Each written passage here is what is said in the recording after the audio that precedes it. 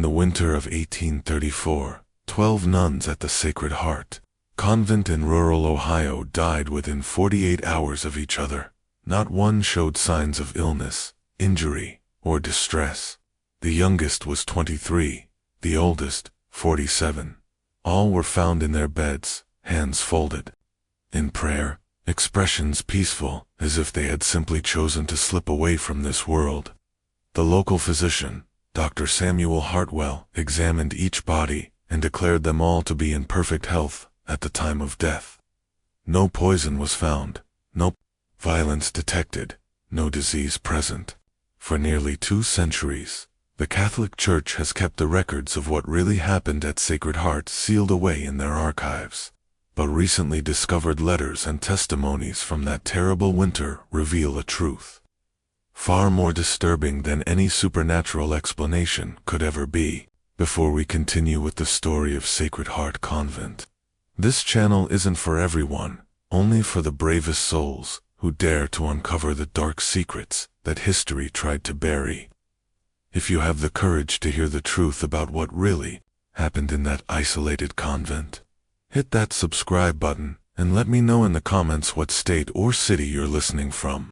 Few channels dare to tell the stories we tell here, and if you've made it this far, you're clearly not like most people. Now, let's discover together what drove 12 healthy women to their deaths in the span of 2 winter days. The events at Sacred Heart would remain hidden for generations, but the truth always has a way of surfacing, especially when it's written in the trembling hand of someone who lived through the horror.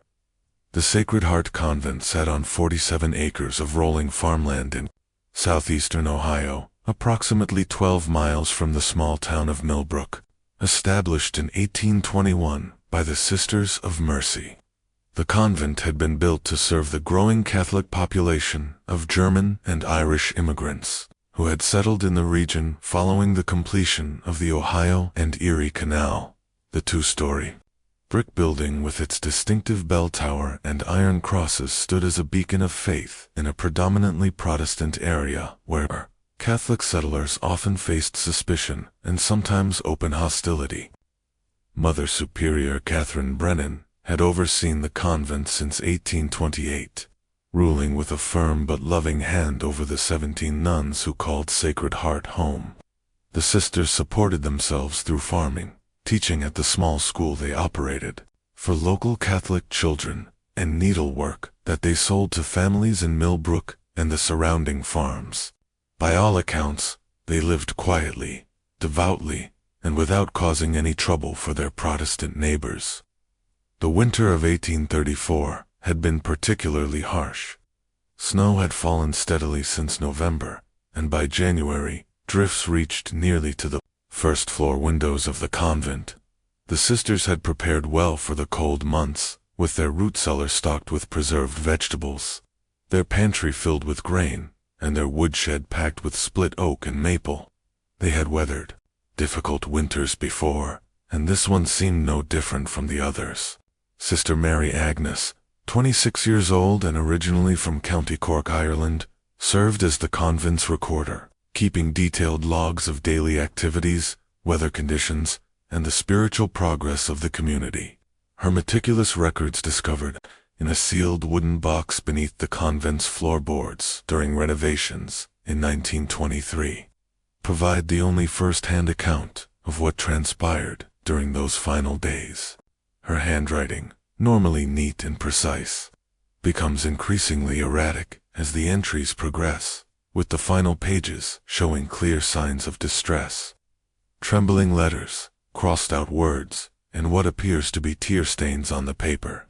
Among the sisters at Sacred Heart, several stood out for their particular devotion and unique roles within the community. Sister Mary Catherine, the youngest at 23, had joined the convent only 2 years earlier after her entire family died in a cholera outbreak in Cincinnati. She was known for her beautiful singing voice, which could be heard echoing through the halls during evening prayers. Sister Mary Elizabeth, at 34, served as the convent's herbalist and healer, having learned the medicinal properties of plants from her grandmother in Bavaria. Sister Mary Margaret, 41, was the convent's treasurer and managed their modest finances with shrewd intelligence that had helped them survive the economic difficulties of the early 1830s. The convent followed the strict routine of canonical hours, with the sisters rising at 4 o'clock in the morning for matins and prime, followed by Mass at sunrise. They broke their fast with simple porridge and bread, then attended to their various duties: teaching, farming, cooking, cleaning, and prayer. Dinner was served at noon, followed by more work and study. Vespers took place at sunset, and Compline, at 8 o'clock in the evening, marked the beginning of the great silence that lasted until morning prayers. The building itself reflected the practical needs of a religious community. The first floor contained the chapel, refectory, kitchen, and Mother Superior's office. The second floor housed the dormitory-style cells, where the sisters slept, each containing only a narrow bed, a small wooden crucifix, and a basin for washing. The basement held the root cellar, laundry area, and a small library where the sisters could study religious texts and conduct their correspondence. What made Sacred Heart unique among convents of its time was its isolation. The nearest neighbor lived 3 miles away, and the road to Millbrook became impassable during heavy snows. This isolation, which the sisters had always viewed as a blessing that allowed them to focus entirely on their spiritual duties, would prove to be a crucial factor in the tragedy that was about to unfold. The first sign that something was amiss came on the morning of January 15, 1834. Sister Mary Agnes noted in her daily record that Sister Mary Catherine had not appeared for matins, an unprecedented occurrence for the young nun, who was known for her punctuality and devotion. When Mother Superior Brennan went to check on her, she found Sister Mary Catherine lying peacefully in her bed, her rosary still clutched in her hands, her lips curved in what appeared to be a gentle smile. Dr. Samuel Hartwell, the Protestant physician from Millbrook, made the treacherous journey through the snowdrifts to examine the body, a man of science and skeptical of Catholic practices. Dr. Hartwell nonetheless took his oath seriously and conducted a thorough examination. His report, preserved in the Millbrook Township records, details his findings with clinical precision. The deceased shows no signs of violence, poisoning, or disease. Her complexion is healthy. Her limbs show no rigidity beyond what is normal for recent death, and her eyes are clear. I can detect no cause of death through physical examination. What disturbed Dr. Hartwell most was not what he found, but what he didn't find. Sister Mary Catherine appeared to be in perfect health at the time of her death. Her heart was strong, her lungs clear, her blood showed no signs of illness. When he questioned the other sisters about her behavior in the days preceding her death, they could only say that she had seemed more peaceful than usual, spending extra time in prayer and speaking often of feeling blessed and chosen. The funeral was held 2 days later, on January 17th, with the entire convent community present. Father Timothy O'Brien, the circuit priest who visited Sacred Heart monthly, had been summoned from his parish in Lancaster to perform the last rites. The snow had continued to fall steadily, and the cemetery behind the convent was blanketed in white, with only the iron crosses marking the graves of previous sisters visible above the drifts. Sister Mary Agnes recorded that the funeral proceeded normally with the sisters, singing hymns and offering prayers for their departed sister's soul. But she also noted something that would prove to be prophetic. Several of the sisters commented on how peaceful Sister Mary Catherine looked, how she seemed to be smiling even in death. Sister Mary Elizabeth said she envied her the peace she had found. Sister Mary Margaret mentioned that she too had been having dreams of angels calling her home. The next morning, January 18th, Sister Mary Elizabeth did not appear from Mother Superior Brennan, now deeply concerned, discovered the herbalist sister in her bed, lying in exactly the same position as Sister Mary Catherine had been found, hands folded, rosary clutched, that same inexplicable smile on her lips. The sight filled the Mother Superior with a dread she could not explain. This was no coincidence, no natural death. Something was terribly wrong at Sacred Heart Convent. Dr. Hartwell returned through the snow, his horse struggling against the drifts that had grown even deeper overnight. His second examination yielded the same impossible results. Sister Mary Elizabeth, like her predecessor, showed no signs of illness or injury. Her supplies of medicinal herbs were examined for potential poisons, but nothing was found. The doctor's notes from this visit show a growing frustration. I am baffled by these deaths. Both women appear to have simply stopped living, as if they had chosen to depart this world of their own volition. The remaining sisters gathered in the chapel that evening for an emergency prayer session. Mother Superior Brennan led them in reciting the Rosary. But Sister Mary Agnes noted that the familiar words seemed to hang heavy in the air, as if the very atmosphere of the convent had changed. She wrote, "There is something in the air here, something that makes the hair on one's arms stand up." The other sisters feel it too, though none speak of it aloud. We pray harder, but our prayers seem to echo back to us unanswered. The deaths of Sisters Mary Catherine and Mary Elizabeth sent ripples of unease through the isolated convent community. Mother Superior Brennan imposed additional prayer sessions and fasting, believing that perhaps God was testing their faith. The remaining 15 sisters threw themselves into their devotions with renewed fervor, but Sister Mary Agnes noted a change in their behavior that chilled her to the bone. The sisters speak more of death than of life, she wrote in her record book. They discuss the peace that our departed sisters have found, and some express envy at their release from worldly suffering.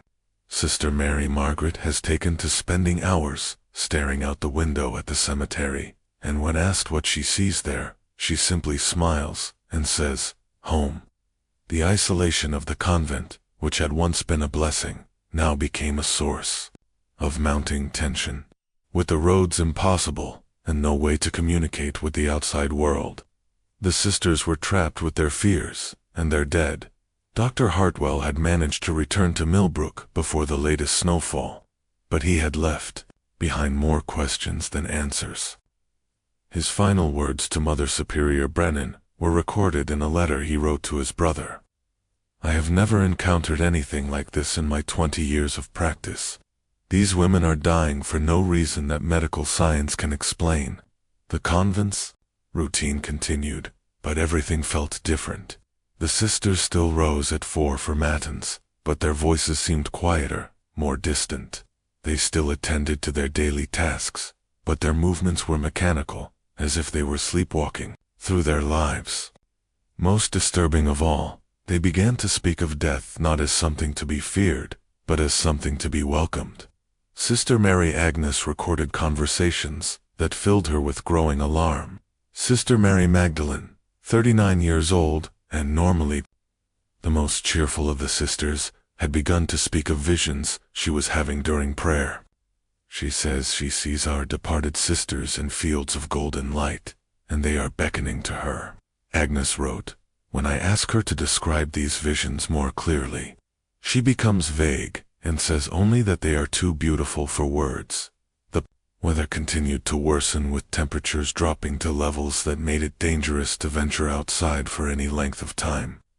The sisters were effectively prisoners in their own convent, surrounded by snow and silence. The only sounds were the wind howling around the building, and the occasional crack of ice-laden tree branches breaking under the weight of the accumulated snow. Mother Superior Brennan attempted to maintain order and normalcy, but even she seemed affected by the strange atmosphere that had settled over Sacred Heart. Sister Mary Agnes noted that the Mother Superior had begun to speak of God's will more frequently, and that she had started to question whether the deaths were not tragedies, but blessings. "She said to me yesterday that perhaps our sisters were chosen for a special purpose, that their deaths were not endings but transformations." Agnes wrote, "When I asked her what she meant, she looked at me with eyes that seemed to see things I could not, and said, 'Some souls are too pure for this world, child. Perhaps God is calling them home.'" The first hint that something more than grief was affecting the convent came from an unexpected source. Mrs. Elizabeth Hoffman, a German immigrant who lived on the nearest farm, had noticed that the bell tower of Sacred Heart had been dark for several nights. Normally the sisters would ring the bell for evening prayers, and the sound would carry across the snow-covered landscape. But for 3 nights running, there had been only silence. Mrs. Hoffman's husband, Hans, had attempted to check on the sisters, but the snow was too deep for his horse to make the journey. He had returned home, frustrated and concerned, telling his wife that he had seen no smoke from the convent's chimneys, no signs of life at all. "It's as if the place is holding its breath," he told her, not knowing how prophetic his words would prove to be. On the morning of January 21st, 4 days after the first death, Sister Mary Margaret was discovered in the same peaceful state that had claimed her predecessors. The convent's treasurer, known for her sharp mind and practical nature, had apparently chosen to join her departed sisters in whatever realm they had found. Her account books were found neatly arranged on her small desk, with all financial records up to date, and a note in her precise handwriting. All earthly debts settled. The final accounting awaits. Dr. Hartwell, summoned once again through the increasingly dangerous weather, arrived to find the remaining sisters gathered in the chapel. There were now 14 of them, and he was struck by the change in their appearance. Where once he had seen healthy, robust women going about their daily tasks with purpose and energy, he now observed pale, ethereal figures who seemed to be fading before his eyes. "Their behavior has become increasingly strange," he wrote in his medical journal. "They speak in whispers, smile at things I cannot see, and seem to be listening to voices that no one else can hear. When I ask them direct questions about their health, they respond with vague answers about feeling blessed and chosen. Most disturbing of all, they seem to welcome the deaths of their sisters as if they were celebrations rather than tragedies." The doctor's examination of Sister Mary Margaret revealed the same impossible results. A healthy woman had simply stopped living with no medical explanation for her death. Her rosary was clutched in her hands, and her expression was one of such peace that it seemed almost unnatural. Dr. Hartwell noted that her skin was still warm to the touch, despite having been dead for several hours, and that her body showed none of the usual signs of rigor mortis. Sister Mary Agnes, still maintaining her role as the convent's recorder, documented the growing strangeness with increasing urgency. Her handwriting, normally neat and controlled, had become erratic, with letters that seemed to tremble on the page. "The sisters no longer speak of worldly things," she wrote. "Their conversations are all of heaven, of peace, of the joy that awaits beyond this life. They look at me with pity, as if I am the one who is suffering, as if I am the one who is lost." The isolation of the convent had become total. The snow continued to fall, and the temperature had dropped so low that the water in the kitchen buckets froze solid each night. The sisters were burning through their wood supply at an alarming rate, but they seemed unconcerned about the practical necessities of survival. Their focus had turned entirely inward towards something that only they could see or understand. Mother Superior Brennan called for a special prayer session on the evening of January 22nd. The remaining sisters gathered in the chapel, their voices raised in hymns that seemed to echo differently in the cold air. Sister Mary Agnes noted that the singing had taken on an otherworldly quality, as if the voices were coming from somewhere beyond the physical realm. "I find myself afraid to listen too closely," she wrote. "There is something in their voices that calls to me, that makes me want to join them in whatever place they are going." The next morning brought the discovery that would shatter any remaining illusions about the natural causes of the deaths. Sister Mary Magdalene, the cheerful sister, who had spoken of visions, was found in her bed with that same peaceful expression. But this time there was something different. Clutched in her hand along with her rosary was a piece of paper with a single word written on it.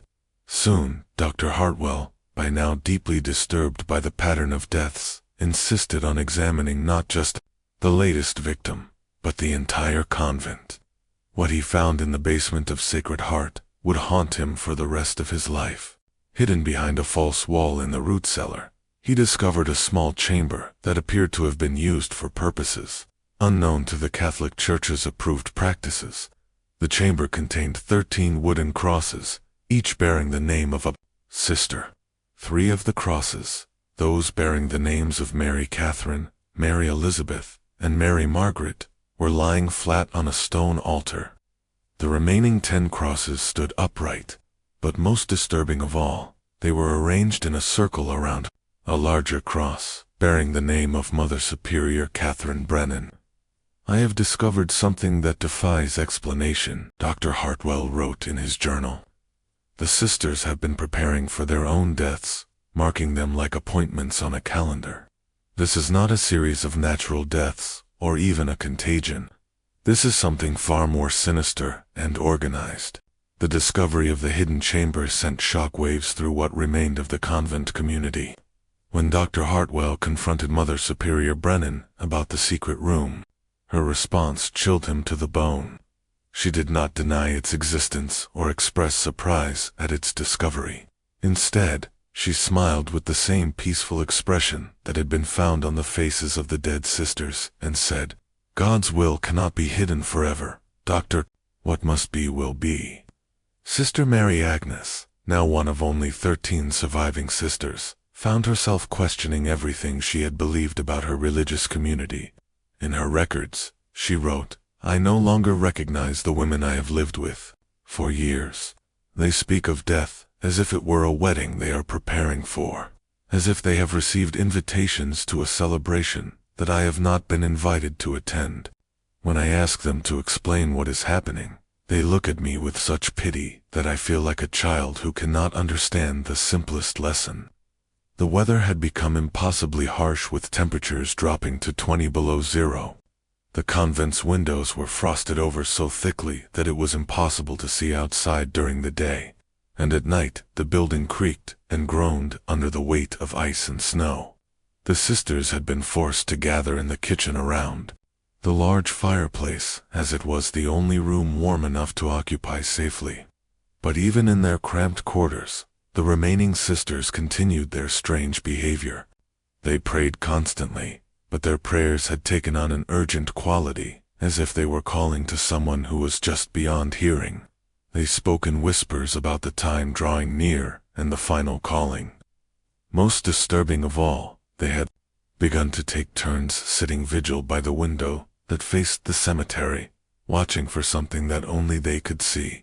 Dr. Hartwell, trapped at the convent by the weather, found himself an unwilling witness to the disintegration of the community. His medical training told him that what he was observing was impossible, but his eyes could not deny the evidence before them. The sisters were dying by choice, but the mechanism of their deaths remained a mystery that defied all rational explanation. On the night of January 24th, as the wind howled around the building with such force that the walls seemed to shake, Sister Mary Agnes made a discovery that would change everything. Unable to sleep, she had been walking through the corridors of the convent when she heard voices coming from the chapel. Approaching quietly, she peered through the partially opened door and saw a sight that filled her with terror.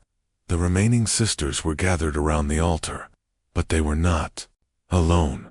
In the flickering candlelight, Agnes could see figures standing among them. Figures that looked exactly like the sisters who had already died. Sister Mary Catherine, Sister Mary Elizabeth, and Sister Mary Margaret stood with their living companions, their faces glowing with an otherworldly light, their lips moving in silent prayer. I watched in horror as the dead sisters reached out to touch the living ones. Agnes wrote, in her increasingly frantic handwriting, where they touched the living.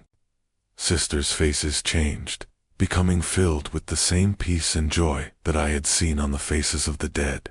They were not ghosts or spirits. They were too solid, too real for that. They were something else entirely, something that my mind cannot accept or understand. As Agnes watched, paralyzed by fear and fascination, she saw Mother Superior Brennan step forward into the center of the circle. The dead sisters surrounded her, their hands reaching out to touch her face, her hands, her heart. The Mother Superior's expression changed, becoming radiant with a joy that seemed almost painful to witness. Soon, Mother Superior Brennan whispered, her voice carrying clearly in the cold air. Soon we will all be together, all be free from the weight of this world. The calling has come, and we must answer. The living sisters nodded in unison, their faces reflecting the same otherworldly peace that had claimed their departed companions. They began to pray in voices that harmonized perfectly with sounds that seemed to come from beyond the physical realm. The candlelight flickered and danced, casting shadows that moved independently of their sources. Sister Mary Agnes fled from the chapel, her heart pounding with terror. She ran to her cell and barricaded the door, then spent the remainder of the night writing frantically in her record book, documenting everything she had seen. Her handwriting became increasingly erratic as she struggled to capture the impossible events she had witnessed. They are not dying, she wrote. They are being called, chosen, transformed into something that I cannot understand. The dead sisters are not gone. They are waiting, gathering their living companions, to join them in whatever realm they have discovered, and I am left behind, alone with the knowledge that I am not chosen, not worthy of whatever blessing or curse has claimed them. Just when we thought we'd seen it all, the horror in Sacred Heart intensifies. If this story is giving you chills, share this video with a friend who loves dark mysteries. Hit that like button to support our content, and don't forget to subscribe to never miss stories like this. Let's discover together what happens next in this tale of death and devotion. Gone terribly wrong. The morning of January 25th brought the discovery that would reveal the true nature of what had been happening at Sacred Heart Convent. Sister Mary Agnes, the lone witness to the previous night's impossible gathering, found herself face to face with a truth that would shatter her understanding of reality itself. She awoke to find the convent completely silent. No morning prayers, no movement in the corridors, no sounds from the kitchen. When she emerged from her cell, she discovered that she was now entirely alone among the living. The remaining 12 sisters had all died during the night, found in their beds with the same peaceful expressions that had marked all the previous deaths. But this time there was something different. Each sister held in her hands not just her rosary, but a piece of paper bearing a single word: complete.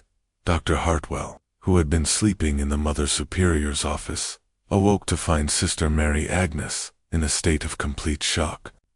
The young woman was sitting in the chapel, surrounded by the empty pews, staring at the altar where she had witnessed the impossible gathering the night before. When the doctor approached her, she looked up at him with eyes that seemed to have seen too much. "They're not gone," she whispered. "They're waiting. All of them standing right there behind you, waiting for the final sister to join them."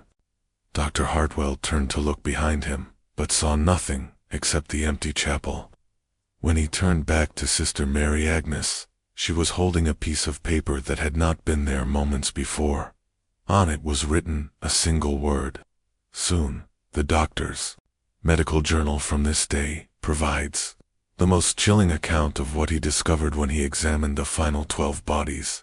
Unlike the previous deaths, these sisters had not died alone. They had died simultaneously at exactly the same moment, as if responding to a single irresistible call. Their expressions were not merely peaceful, they were ecstatic, as if they had experienced a joy so profound that their mortal bodies could not contain it. "I have no medical explanation for what I have witnessed," Dr. Hartwell wrote. 13 healthy women have died without cause, without illness, without injury. They have simply chosen to depart this world, drawn by something that defies all rational explanation. The final 12 died at precisely the same moment, as if they were following a schedule that had been predetermined by forces beyond human understanding. But the most disturbing discovery was yet to come. When Dr. Hartwell and Sister Mary Agnes descended to the basement to examine the hidden chamber more closely, they found that the arrangement of crosses had changed. The 12 crosses bearing the names of the newly dead sisters were now lying flat on the altar. joined by the cross bearing Mother Superior Brennan's name. Only one cross remained standing, the one bearing the name of Mary Agnes. The ritual was not complete. Dr. Hartwell realized with growing horror. They were waiting for the final sister to join them. The deaths were not random. They were carefully orchestrated, building toward a moment when the entire community would be united in whatever realm they had chosen to inhabit. Sister Mary Agnes, confronted with the evidence of her own predetermined fate, began to speak in a voice that seemed to come from somewhere beyond her own mind. "They call to me constantly now," she said. "Their voices are so beautiful, so full of peace and joy. They tell me that I am the last, the completion of their sacred circle. They say that once I join them, their work will be finished, their purpose fulfilled." The doctor, driven by desperation and a growing sense that he was witnessing something that should not exist in the rational world, began to search frantically through the convent's records. In Mother Superior Brennan's private papers, he found a journal that revealed the truth behind the deaths. A truth so disturbing that it would haunt him for the rest of his life. The journal detailed a correspondence that had been taking place between Mother Superior Brennan and a mysterious figure known only as the Shepherd. The letters, written in a code that took Dr. Hartwell hours to decipher, revealed that the deaths at Sacred Heart were not spontaneous religious experiences, but the culmination of a carefully planned ritual that had been in preparation for months. The Shepherd had convinced Mother Superior Brennan that the Sisters of Sacred Heart had been chosen for a special purpose, to serve as a bridge between the world of the living and the realm of the dead. The ritual required the willing sacrifice of 13 sisters, each dying at precisely the right moment to create a spiritual gateway that would allow the dead to return and gather their living companions. But as Dr. Hartwell delved deeper into the correspondence, he discovered something even more terrifying. The letters contained detailed instructions on how to prepare the sisters psychologically for their deaths, using a combination of religious fervor, isolation, and carefully crafted suggestions that would make them believe they were receiving divine visions. The peaceful expressions on their faces were not the result of spiritual ecstasy, but of a systematic program of mental conditioning that had convinced them that death was a glorious transformation. The most chilling revelation was that the ritual was not unique to Sacred Heart. The Shepherd had been in correspondence with religious communities across the country, orchestrating similar events wherever he could find leaders willing to believe in his divine mission. The deaths at Sacred Heart were just one part of a much larger plan that had been unfolding for years. As Dr. Hartwell read through page after page of detailed instructions on psychological manipulation and religious conditioning, he began to understand the full scope of what had happened. The sisters had not been victims of supernatural forces. They had been victims of a calculated campaign of mental abuse, disguised as spiritual guidance. Their faith, their isolation, and their trust in their Mother Superior had been weaponized against them by someone who understood exactly how to exploit religious devotion for his own twisted purposes. The entire tragedy could have been prevented, Dr. Hartwell wrote in his journal.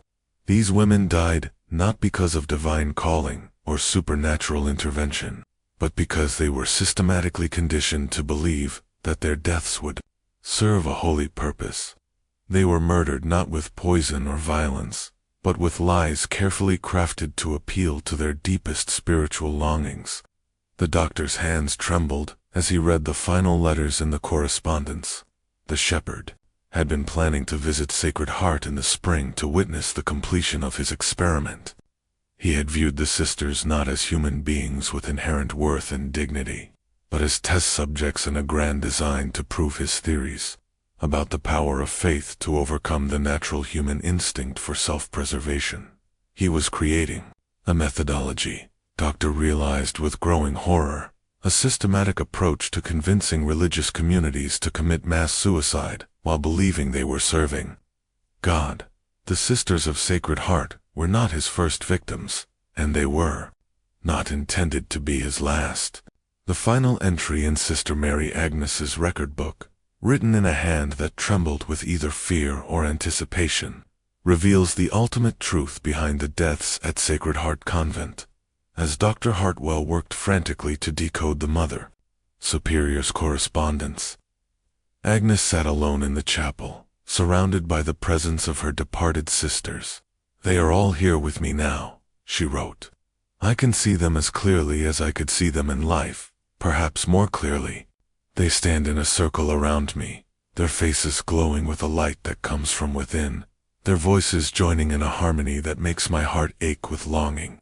They tell me that the door between worlds is almost open, that one more willing soul is needed to complete the bridge they have built with their deaths." Dr. Hartwell, having finally deciphered the complete correspondence, realized that the shepherd was not a religious figure at all, but a man named Marcus Aldrich, a former seminary student who had been expelled from theological school for his heretical beliefs about death and resurrection. Aldrich had become obsessed with the idea that death was not an ending but a transformation, and that properly prepared souls could return to guide others across the threshold between life and death. The doctor's journal records his growing understanding of the horrific truth. Aldrich has been using the isolation and devotion of religious communities to conduct experiments in what he calls spiritual engineering. He identifies communities that are particularly devout and isolated, then uses their faith against them, convincing them that they have been chosen for a special purpose. The deaths are not suicides in the traditional sense. They are acts of faith performed by people who genuinely believe they are serving a divine purpose. But Dr. Hartwell's investigation revealed something even more disturbing about Aldrich's methods. The man had not simply convinced the sisters to die. He had created an elaborate psychological conditioning program that made them want to die, through a careful combination of religious imagery, social isolation, and repeated suggestions. He had convinced them that their earthly lives were obstacles to a greater spiritual existence. The letters showed how Aldrich had instructed Mother Superior Brennan to gradually introduce ideas about the chosen ones who would be called to serve God in a special way.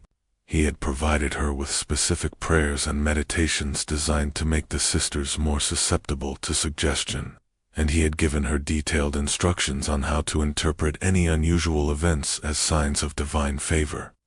Most insidiously, Aldrich had taught the Mother Superior to use the sisters' love for each other as a weapon against them.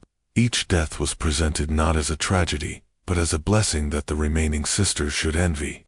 The peaceful expressions on the faces of the dead were used as proof that they had found something wonderful beyond life, making the living sisters eager to follow them. He turned their greatest strength, their love for God and each other, into the instrument of their destruction. Dr. Hartwell wrote, "These women died believing they were being obedient to divine will, when in fact they were being obedient to the twisted fantasies of a madman who saw their faith as something to be exploited rather than respected." As the pieces of the puzzle fell into place, Dr. Hartwell realized that he had to act quickly to save Sister Mary Agnes from the fate that had claimed her companions. But when he returned to the chapel to warn her, he found her kneeling before the altar, her arms outstretched, as if embracing invisible figures. "Doctor," she said without turning around, "they have shown me such beautiful things. They have shown me the place where pain ends and joy begins, where the weight of this world falls away like old clothes. How can I turn away from such a gift?" Dr. Hartwell tried to explain what he had discovered, tried to convince her that the deaths were not divine callings, but the result of psychological manipulation by a disturbed individual. He read to her from Aldrich's letters, showing her the detailed instructions for conditioning religious communities to accept death as a blessing. He explained how her visions and the peaceful expressions of her dead sisters were not supernatural phenomena, but the predictable results of a carefully orchestrated campaign of mental manipulation. But Sister Mary Agnes only smiled with the same peaceful expression that had marked all the previous deaths. "You see only the surface of things," she said. "You see death where there is transformation. You see loss where there is gain. My sisters are not gone. They are more alive than they have ever been, and soon I will join them in that greater life. Dr. Hartwell, driven by desperation, attempted to physically remove Sister Mary Agnes from the chapel, but as he reached for her, she spoke a single word. Now. The young nun's body went limp, and she collapsed into Dr. Hartwell's arms. Her expression was one of profound peace, her lips curved in a gentle smile. Like all the sisters who had died before her, she showed no signs of illness or injury. She had simply chosen to stop living, drawn by a call that only she could hear, a call that had been carefully programmed into her mind by someone who understood exactly how to exploit religious faith for his own purposes. Dr. Hartwell, now the sole survivor of the tragedy at Sacred Heart Convent, spent the next 3 days alone in the building, caring for the bodies of 14 women, who had died for reasons that were both perfectly explainable and completely horrifying. When the weather finally cleared enough for him to make the journey back to Millbrook, he was a changed man who carried with him the terrible knowledge of how easily faith could be corrupted by those who sought to exploit it. His final report to the county authorities was a masterpiece of medical discretion. He attributed the deaths to a previously unknown contagion that had been contained by the isolation of the convent. The bodies were buried in a mass grave in the cemetery behind Sacred Heart, and the building was sealed by order of the Catholic Church. But Dr. Hartwell's private journals discovered after his death in 1867 tell a different story entirely. In them, he documents not just the events at Sacred Heart, but his subsequent investigation into similar occurrences at religious communities across the country. What he found was a pattern of tragedies that stretched back nearly a decade, all connected by the same mysterious correspondence with the Shepherd, a convent in Virginia, where 8 nuns died in their sleep, all found with peaceful expressions, and notes reading called home. A monastery in Pennsylvania, where 12 monks were found dead in their chapel after what the surviving brother described as a night of divine visitation. A Baptist mission in Tennessee, where an entire congregation of 23 people passed away during a prayer meeting, their faces showing the same inexplicable joy that had marked the Sisters of Sacred Heart. All of these deaths had been attributed to various natural causes, disease, accidents, acts of God. Local authorities, lacking the medical knowledge to explain the phenomena, had accepted the explanations provided by surviving religious leaders or visiting physicians. But Dr. Hartwell's research revealed the common thread that connected them all. Correspondence with Marcus Aldrich, the self-styled shepherd, who had perfected the art of turning faith into a weapon of mass destruction. Dr. Hartwell's investigation led him to some of Aldrich's early writings published in obscure theological journals under various pseudonyms. In these papers, Aldrich outlined his theories about the spiritual engineering of religious communities, arguing that true faith required the complete surrender of earthly attachment, including attachment to life itself. He believed that properly guided religious communities could achieve a state of collective transcendence that would serve as an example to the wider world. Aldrich saw himself as a prophet of a new form of religious expression. Dr. Hartwell wrote he believed that he was helping these communities achieve their ultimate spiritual potential, even as he was systematically destroying them. In his mind, the deaths were not tragedies, but triumphs. Proof that his methods could overcome the most basic human instinct for survival. The doctor's research also revealed that Aldrich had not worked alone. He had developed a network of followers who helped him identify suitable communities and provided him with detailed information about their religious practices, leadership structures, and vulnerabilities. These accomplices, often former seminary students or disillusioned clergy members, would infiltrate communities months, or even years, before Aldrich made contact, gradually preparing the ground for his psychological manipulation. Most disturbing of all, Dr. Hartwell discovered that the events at Sacred Heart were not the end of Aldrich's campaign, but merely one experiment in a much larger program. The doctor found evidence that Aldrich had been working on refining his methods, developing more efficient ways to condition entire communities for mass death while maintaining the appearance of natural or divine causation. He was not content with isolated successes. Dr. Hartwell wrote, he was building towards something much larger, a demonstration that would involve hundreds or even thousands of people. The Sisters of Sacred Heart were test subjects in a laboratory of faith, their deaths serving as data points in a grand experiment that defied every principle of human decency. Aldrich himself proved to be remarkably elusive. Dr. Hartwell's attempts to track him down led to a series of false identities and abandoned residences scattered across the eastern United States. The man seemed to have an uncanny ability to disappear, just as authorities were closing in, leaving behind only his letters and the communities he had destroyed. The closest Dr. Hartwell came to finding Aldrich was in the summer of 1835, when he traced the man to a small town in western Pennsylvania. But when he arrived, he found that Aldrich had vanished 3 days earlier, leaving behind a rented room containing only a single piece of paper with the words, "The work continues," written in the same precise handwriting that had filled the letters, to Mother Superior Brennan. Some believed that Aldrich had realized the authorities were pursuing him and had fled to avoid prosecution. Others suspected that he had eventually joined one of the communities he had manipulated, dying alongside the people he had convinced to sacrifice themselves for his twisted vision of spiritual transcendence.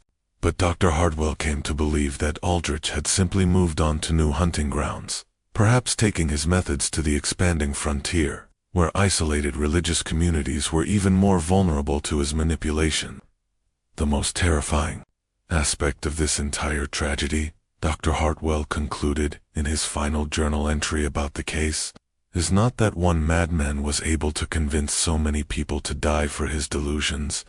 It is that his methods were so effective, so perfectly calibrated to exploit the deepest human longings for meaning and transcendence, that they could be replicated by anyone with sufficient knowledge of human psychology and religious devotion. The Sacred Heart Convent stood empty for nearly 40 years before being demolished in 1873. The land was sold to a farming family named Johnson, who reported nothing unusual about the property, except for the fact that their livestock refused to graze in the area where the convent had stood. The animals would approach to within 50 yards of the former building site, then turn away, as if sensing something that humans could not detect. The cemetery remains to this day, though the wooden crosses that once marked the graves have long since rotted away, leaving only slight depressions in the earth to indicate where the sisters lie buried. Local residents have reported strange phenomena over the years.